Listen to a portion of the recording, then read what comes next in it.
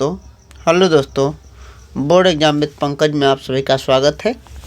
आज हम लोग 10th साइंस का टेस्ट का डिस्कशन इस वीडियो में करेंगे।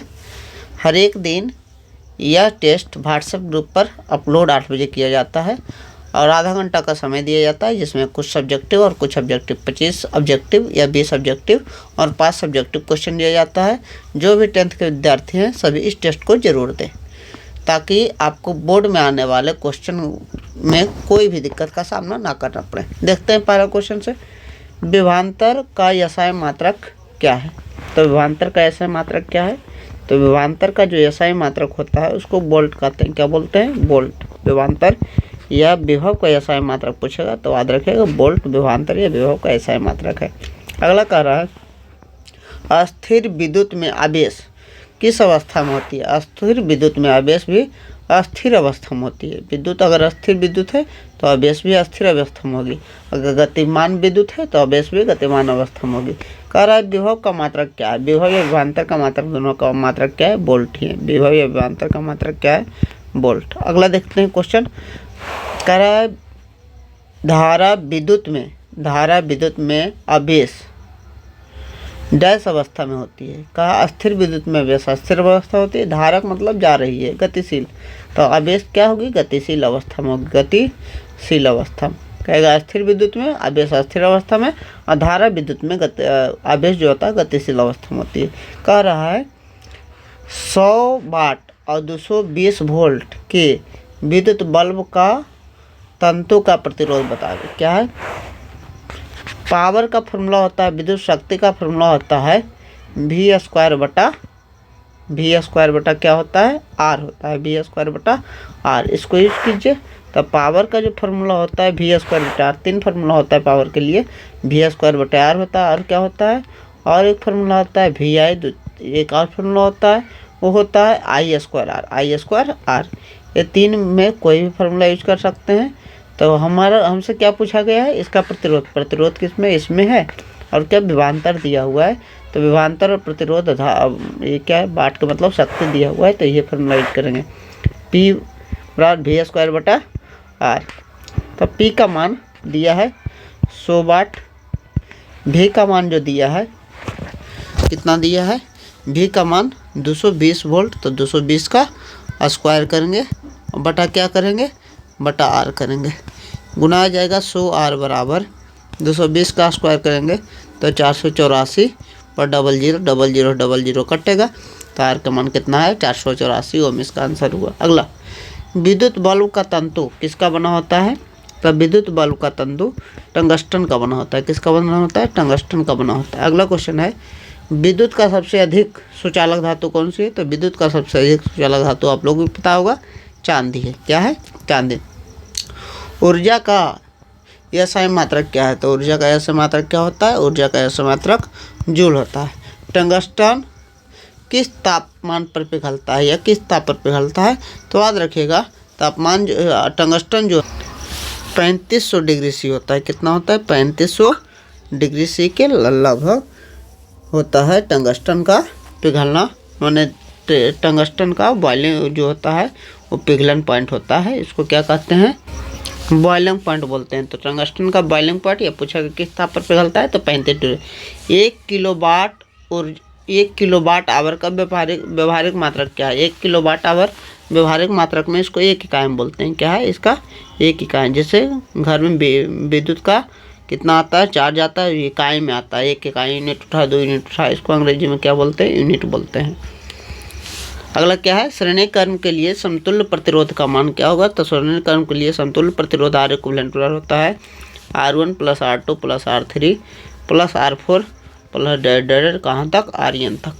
कह रहा है समानांतर क्रम के लिए समतुल्य प्रतिरोध क्या होगा? तो समानांतर क्रम के लिए समतुल्य प्रतिरोध का मान होता है 1/R equivalent 1/R1 plus 1/R2 plus 1/R3 plus dot 1/RN, ये होता है। अगला देखते हैं। अगला क्या है? आवेश प्रवाह की दर को क्या कहते हैं? तो आवेश प्रवाह की दर को विद्युत धारा कहते हैं। क्या कहते हैं? विद्युत धारा। आवेश प्रवाह की दर को विद्युत धारा कहते हैं। अगला क्या है? विद्युतीय काल्पनिक रेखा किस आवेश से निकलती है? तो विद्युतीय काल्पनिक रेखा हमेशा पॉजिटिव धनात्मक आवेश से निकलती है और ऋणात्मक में प्रवेश करती है। धनात्मक से निकलती है, कहाँ जाती है? ऋणात्मक की ओर जाती है। तो पूछेगा किससे निकलती है, तो धनात्मक आवेश से, और किस में प्रवेश करती है, तो ऋणात्मक आवेश। पूछ रहे किससे निकलती है, तो यह क्या होगा? पॉजिटिव आवेश या धनात्मक आवेश। इसको क्या पॉजिटिव को क्या बोल सकते हैं? धनात्मक आवेश। दो समान आवेशों के बीच, दो समान आवेश रहेगा तो आकर्षण होगा, दो समान आवेश रहेगा तो क्या होगा? विकर्षण होगा। विकर्षण ने एक दूसरे से दूर जाएगा। और असमान आवेश रहेगा, भिन्न आवेश रहेगा। अगर असमान आवेश रहेगा तो क्या होगा? तो आकर्षण होगा। तो क्या होगा? आकर्षण कहेगा। अगर समान आवेश है तो याद रखेगा विकर्षण होता है, दूर हटता है। असमान अलग अलग आवेश रहता है तो आकर्षण होता है। कह रहा है इकाई आवेश को अनंत से विद्युतीय क्षेत्र में लाने में किया गया कार्य क्या कहलाता है? विभव का परिभाषा है। इकाई आवेश को अनंत से विद्युतीय क्षेत्र में लाने में किया गया कार्य को विभव कहते हैं। किसी चालक के दो बिंदुओं के बीच विभव को अंतर को क्या कहते हैं? किसी चालक के दो बिंदुओं के बीच विभव के अंतर को विभवांतर कहते हैं। क्या बोलते हैं? विभवांतर बोलते हैं। अगला देखिए, सेलों के समूह को क्या कहते हैं? तो सेलों के समूह को बैटरी कहते हैं। अगर पूछेगा बैटरी किसे कहते हैं, तो सेलों के समूह को क्या कहते हैं? बैटरी कहते हैं। ओम का पूरा नाम क्या था? ओम क्या है? तो ओम जो है प्रतिरोध का ऐसा मात्रक है। इसका जो नाम है, इनका पूरा नाम, एक वैज्ञानिक है ओम है, इनका पूरा नाम है जॉर्ज साइमन ओम। जॉर्ज साइमन ओम इनका पूरा नाम है। अगला क्वेश्चन देखते हैं। अगला क्वेश्चन है जूल का ऊष्मीय सूत्र को लिखे। तो जूल का ऊष्मीय सूत्र क्या है? H बराबर I² RT। H बराबर I²। H क्या है? हीट, ऊष्मा कितना निकल रहा है, I क्या है? धारा, R क्या है? प्रतिरोध, T क्या है? कितना समय लग रहा है। कह रहा है किसी पदार्थ का वह गुण जो विद्युत धारा का विरोध करते हो उसको क्या कहते हैं? उसको प्रतिरोध कहते हैं। किसी पदार्थ का वह गुण जो विद्युत धारा का विरोध करते हैं क्या कहलाता है? प्रतिरोध कहलाता है। डायनेमो किस सिद्धांत पर आधारित है? तो डायनेमो जो है विद्युत के प्रेरण के सिद्धांत पर आधारित है। क्या? प्रेरण के सिद्धांत पर आधारित है। विद्युतीय प्रेरण के सिद्धांत पर आधारित डायनेमो है। और कहेगा विद्युत जो मोटर है किस पर? तो विद्युत चुंबकीय प्रभाव के आधार पर। प्रभाव पूछेगा तो मोटर, और डायनेमो पूछेगा तो प्रेरण। कह रहा है क्या क्वेश्चन?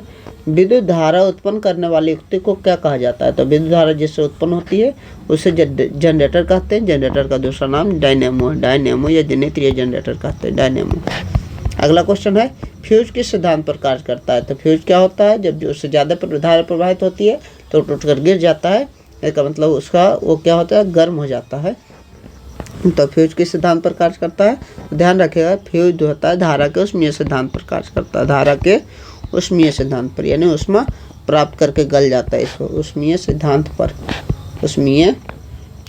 पर कार्य करता है। अगला क्वेश्चन क्या है?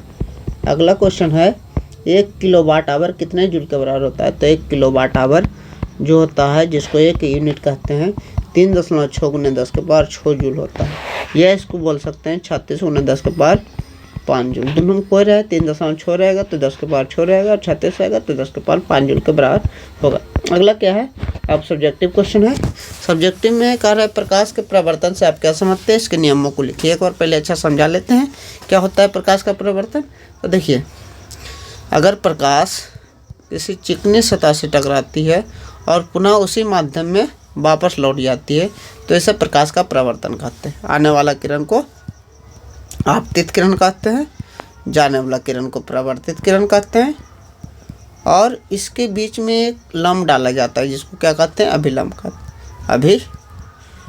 कहते हैं। तो क्या परिभाषा बोले? परिभाषा पहले बोले कि यदि प्रकाश किसी चिकनी सतह से टकराकर वापस उसी माध्यम में लौट जाती है तो इसे प्रकाश का परावर्तन कहते हैं। और इसके दो नियम है। पहला नियम क्या है? पहला नियम है आपतित किरण, अपरावर्तित किरण, अभिलंब तीनों एक ही तल में होते हैं, यानी एक ही प्लेन में होते हैं। दूसरा क्या है? इसको बोलते हैं आपतन कोण, इसको बोलते हैं परावर्तन कोण। I/R क्या होता है? I बराबर क्या होता है? R होता है। तो ये पहला क्वेश्चन का उत्तर ए रहा है। लिख दिए, अंतिम में दिखाएंगे कहाँ लिखे हैं, पहले समझिए। दूसरा क्वेश्चन क्या है? दूसरा क्वेश्चन क्या बोल रहा है? दूसरा क्वेश्चन बोल रहा है ओम के नियम को लिखे। तो ओम का नियम क्या है? तो ओम के नियम है किसी चालक में प्रवाहित विद्युत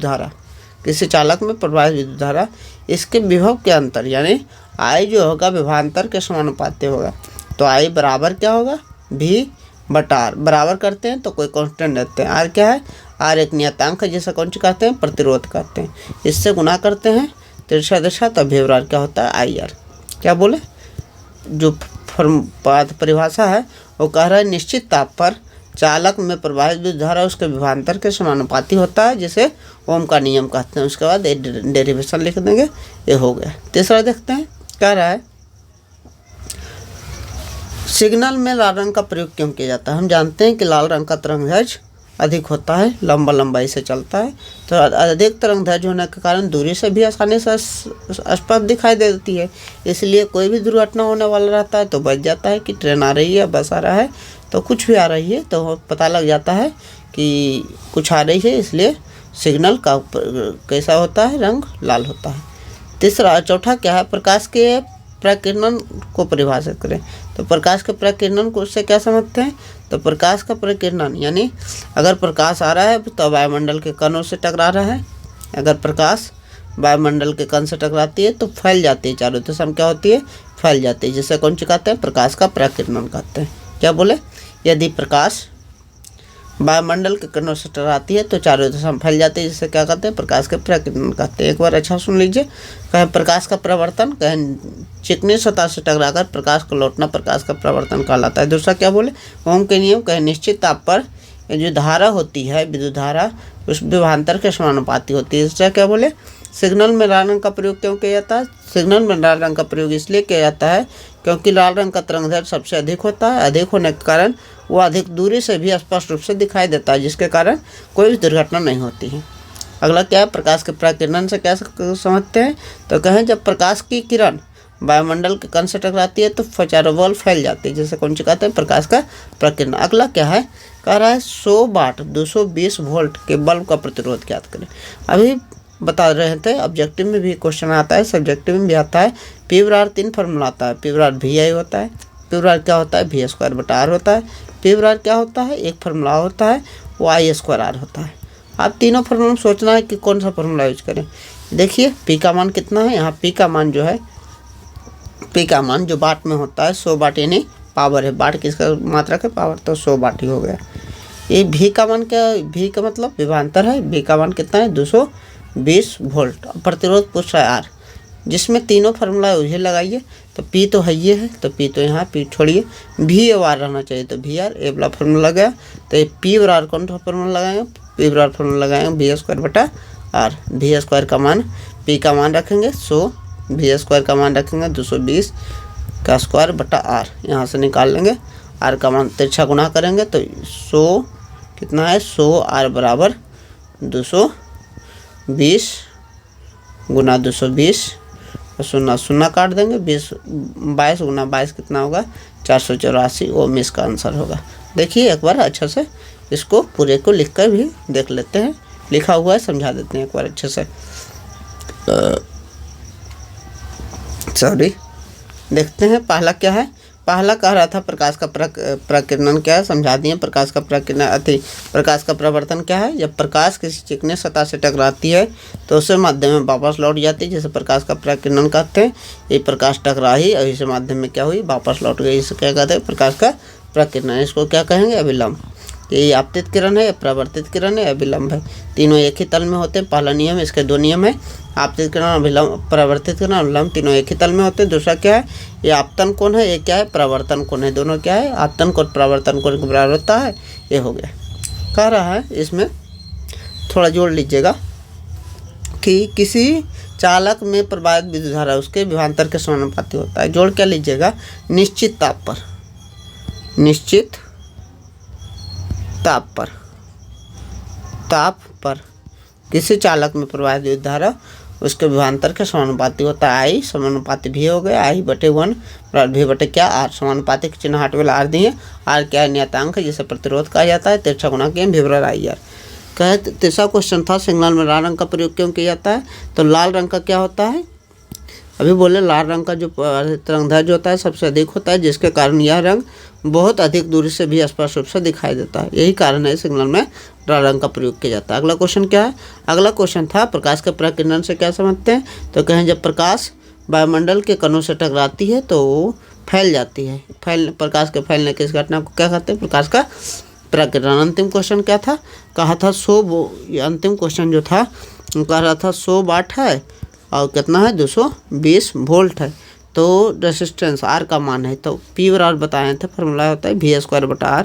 इस पर मान रख दिए थे 100, पी का मान 100 है, V का मान 220 है, का स्क्वायर/R तिरछा गुना किए तो 100R बराबर 220 का स्क्वायर कितना, 22 का स्क्वायर कितना होता है 484 और 2 शून्य का स्क्वायर 2 शून्य 0 0 काट दिए। आर का मान कितना आ गया? आर का मान कितना आ गया? आर का मान 484 ओम आंसर हो गया। Thank you so much for watching this video. Video अच्छा लगा तो वीडियो को लाइक शेयर सब्सक्राइब करें। Thank you.